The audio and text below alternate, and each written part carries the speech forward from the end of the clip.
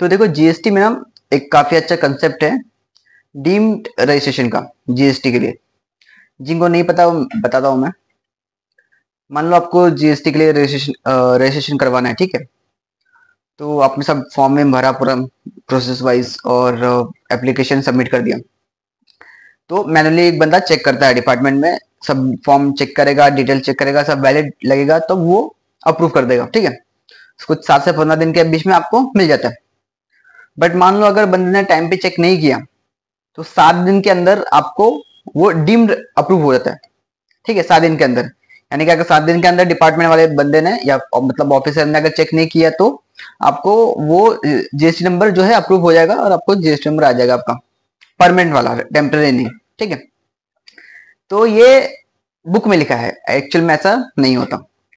अब ऑफिसर क्या करेगा, वो आपका ना जो एप्लीकेशन है ना वो क्या करता है, कैंसिल कर देता है।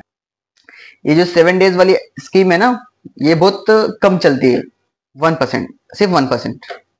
99 केसेस में क्या होता है, आप डॉक्यूमेंट सब सबमिट करोगे, वो वहां से आपका जो एप्लीकेशन है वो रिजेक्ट कर देगा, ठीक है। एप्लीकेशन रिजेक्ट कर देगा, भले आपके सारे डॉक्यूमेंट्स बराबर है, अपने उद्यम सर्टिफिकेट लगाया है, मतलब प्रॉपर्टीशिप का केस में अगर पार्टनरशिप है तो फिर प्रॉपर डीड लगाई है, पार्टनरशिप डीड अटैच की है, सारे डॉक्यूमेंट्स के सारे पार्टनर्स की detail A to Z, proper place of business, bank भी अटैच कर रखा है, सब सब अटैच कर रखा है बराबर। आप ही का बिजनेस है, आप लीज एग्रीमेंट सब है, आपका लिव लाइसेंस भी है, सब कुछ है। और उसके बाद भी वो आपका एप्लीकेशन जो है रिजेक्ट कर देगा। अब जब वो फॉर्म को रिजेक्ट करता है ना आपके, तो वहां पर रीजन भी देता है, सब रीजन देगा कि ये फॉर्म आपका नहीं है, तो वो आप फॉर्म सबमिट करोगे। फॉर्म सबमिट करने के बाद भी वो रिजेक्ट कर देगा, कई सारे केसेस में, हर केस में नहीं बोल रहा हूँ, कई सारे केसेस में फॉर्म सबमिट करने के बाद भी वो रिजेक्ट कर देगा, अगेन फॉर्म मांगेगा। और कभी कभी तो वही फॉर्म मांगेगा जो आपने ऑलरेडी सबमिट कर रखे, ठीक है, बार बार बार बार। उसके बाद फिर आप उसको कांटेक्ट करोगे, उसके बाद लास्ट में आप कांटेक्ट करोगे पूछने के लिए कि भाई क्या गलती हो रही है, सारे डॉक्यूमेंट्स बराबर सबमिट करने के बाद भी क्यों कैंसिल कर रहे हो हमारा फॉर्म, मतलब हमारा एप्लीकेशन। तो वो बोलेगा, फिर वही बहाने बनाएगा। तो वो बात करने से आपको मालूम पड़ेगा कि सच में कोई फॉर्म कम है या फिर इसको इंटरनल सेटलमेंट करवाना है। फिर बात करते करते पहले ये चीजें हमेशा ध्यान रखना कि आपका जो कॉल है वो रिकॉर्ड ना हो रहा हो। नॉर्मली आप किसी का कॉल रिकॉर्ड करते हो ना, तो वो आवाज आती है उसके अंदर रिकॉर्ड करने की, मतलब वो बोलता है वैसा। लेकिन अभी कुछ कुछ इसमें है कि बीप बीप वाली साउंड आती है, तो अगर आपने वो बीप इग्नोर कर दिया, ठीक है, बीप अगर आपने इग्नोर कर दिया तो वो कॉल रिकॉर्ड हो रहा है, आप सब बात कर रहे हो सेटलमेंट की, क्या कितना है, लेना देना है, वो सब।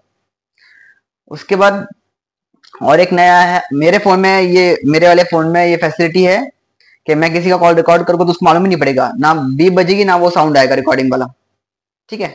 तो ये भी चीजें आपको ध्यान रखनी है कि आप कैसे बात करो सामने वाले से, बंदा कैसा है, कल को ईमानदार निकला तो फिर अपने को प्रॉब्लम हो जाएगी, ठीक है। वो तो बात की बात है। इलीगल काम है, मना नहीं कर रहा हूँ, इलीगल काम है। देखो, लीगल है इलीगल है वो सब बात की बात है, हमारा काम है अपने क्लाइंट का काम करके देना, ठीक है।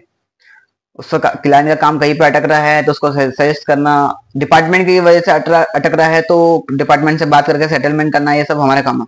क्लाइंट को ये सब नहीं आता, ना उनके कांटेक्ट है, हम जनरली हम काम करते हैं तो हमारे कांटेक्ट रहते हैं ऐसे। फिर बात कैसे करना है वो भी हमको पता है, किस तरह से सेटलमेंट करना है, कितने में सेटलमेंट करना है वो भी पता है हमको, ठीक है। जो लोग नहीं काम करते फॉर्म में या फिर आर्टिकलशिप में अभी तक नहीं गए, तो जब जाओगे तो समझ में आ जाएगा ये सब, ठीक है।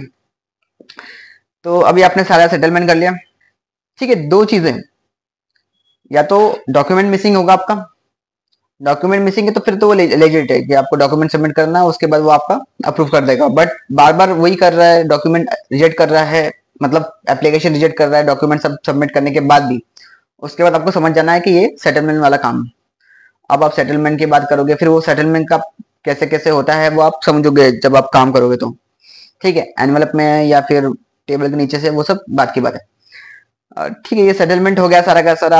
आप आपके क्लाइंट के बिहाफ में पेमेंट कर रहे हो, ठीक है। जैसे कि मान लो मेरा क्लाइंट है, एग्जाम्पल के लिए मेरा क्लाइंट है, उसका जीएसटी नंबर कैंसिल हो चुका है, तो मुझे वो जीएसटी नंबर वापस से चालू करवाना है। कैंसिल मतलब जीएसटी डिपार्टमेंट ने कभी कैंसिल करवा दिया, अगर आप रिटर्न नहीं भरते हो कुछ 2 या 3 महीने के लिए कंटिन्यू, तो आपका जीएसटी नंबर कैंसिल करवा देते हैं। अभी ये नया नया निकला है, पहले 6 महीना था, अभी नया कुछ निकला है।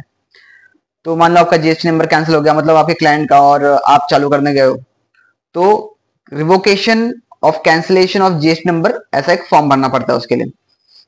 तो आपने भरा, फिर भी वो आपका जो फॉर्म एक्सेप्ट नहीं कर रहा है, तो वो आपको समझ में आ जाएगा 2-3 बार करने के बाद कि वो सेटलमेंट वाला काम है।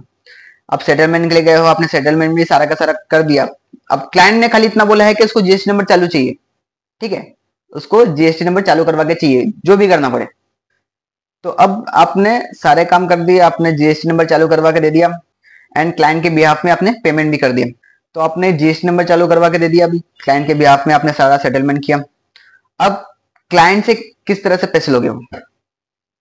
नॉर्मली मान लो अगर आप मंथली बेसिस पे या ईयरली बेसिस पे क्लाइंट से चार्ज करते हो, फॉर एग्जांपल 2000 रुपए चार्ज करते हो, आप सोचोगे यार एक काम करते ना, 2000 में मान लो फॉर एग्जांपल 8000 रुपए सेटलमेंट के लगे, तो 8000 चार्ज करते, 8000 लगे सेटलमेंट के लिए, क्लाइंट से मंथली 2000 चार्ज करते हैं, तो एक काम करते हैं, जब बिल बना के देंगे क्लाइंट को तो 10,000 का बना के दे देंगे सिंपली, ठीक है। बट वही प्रॉब्लम आएगी जब आप ऑडिट होता है, जब नॉर्मली आप ऑडिट करोगे तो आप चीजों को इग्नोर करते हो, आपकी गलती हो, लेकिन जब डिपार्टमेंट ऑडिट करता है तो वो नहीं इग्नोर करता। जब डिपार्टमेंट की तरफ से कल को फ्यूचर में ऑडिट हुआ, तो ऐसा नहीं बोल रहा हो कि कल ही ऑडिट हो जाएगा, ऐसा इतना बड़ा नहीं होता, कभी ऑडिट होगा, बट फ्यूचर में कभी ना कभी ऑडिट होगा जब ऐसी चीजें बाहर निकलती है तो, या फिर कुछ और कोई केस की वजह से निकला है, बट वो चीज आपके नजर में, डिपार्टमेंट वाले के नजर में आ जाएगी। तो जब वो देखेगा कि हर महीने 2-2 हजार रुपए चार्ज कर रहा है, सडनली किसी महीना ज्यादा चार्ज कर दिया, तो ये क्यों, फिर वो उस चीज पे क्वेश्चनिंग उठेगी। एंड अगर आपके पास ये नहीं रहेगा क्लैरिफिकेशन, तो हो सकता है वो कहीं ना कहीं से जोड़ने की कोशिश करे उसको, कि कभी केस निकला था क्या, फिर ऐसा सब बहुत वो अलग अलग चीज है, ठीक है।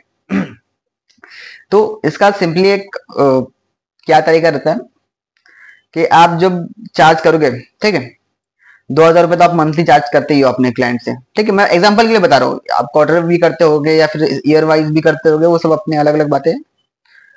तो 2000 रुपए आप तो चार्ज करते हो रेगुलर बेसिस पे, 8000 का आप बाइफरकेशन अलग दो। आप बाइफरकेशन कैसे दोगे? बाइफरकेशन देना जरूरी है, तो अलग देना है, तो कैसे दोगे?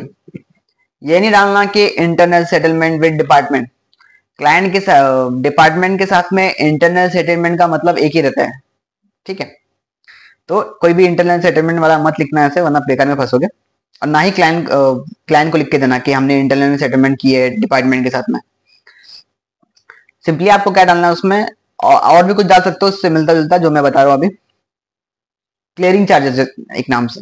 तो आप उसमें बाइफरकेशन कैसे डाल सकते हो, केस क्लियरिंग चार्जेस, ऐसे कुछ नाम से, या फिर से मिलता जुलता आपके पास अगर कोई होगा तो वो डाल के बिलिंग कर सकते हो अपने क्लाइंट को। बिलिंग तो करनी है, बाइफरकेशन में देना है, बट इंटरनल सेटलमेंट नहीं डालना गलती से भी, और डालना है तो क्लियरिंग चार्जेस, या फिर इससे मिलता जुलता कुछ अगर आपके दिमाग में आ रहा होगा तो वो डाल सकते हो। एचएसएन चार्ज, एचएसएन चाहिए तो एचएसएन आपको जीएसटी के इस पे पोर्टल से मिल जाएगा वो भी। और जब आप क्लाइंट से भी ये बात करने वाले हो कि हमने सेटलमेंट किया, तो एकदम प्रॉपर चीजें नहीं बतानी है, खाली ये हमने सब क्लियर करवा दिया है, क्लाइंट पूछेगा कहाँ कैसे, तो कुछ नहीं, हमने इतना क्लियर करवाया, इतना पैसा लगा, आप प्लीज ये पेमेंट करवा दो, बिल भी आपको भेज रखा है हमने मेल पे। तो इस तरीके से आपको सेटलमेंट वाले काम को भी हैंडल करना है, मतलब डिपार्टमेंट को भी हैंडल करना है, और फिर क्लाइंट से पैसा भी वसूल करना है। देखो किसी को गुस्सा आ रहा होगा सुन के कि यार ये कैसे बातें चल रही है, एकदम देशद्रोही वाली। देखो ये काम रेगुलर बेसिस पे चलता है, ठीक है। आप जब काम करने आओगे तो आपको हर दूसरा तीसरा रजिस्ट्रेशन वाला काम ऐसे ही दिखेगा, ठीक है। बस इस चीज का ध्यान रखो, इन चीजों का ध्यान रखो जो मैंने अभी बताया, ठीक है, और मेक श्योर पकड़े नहीं जाना।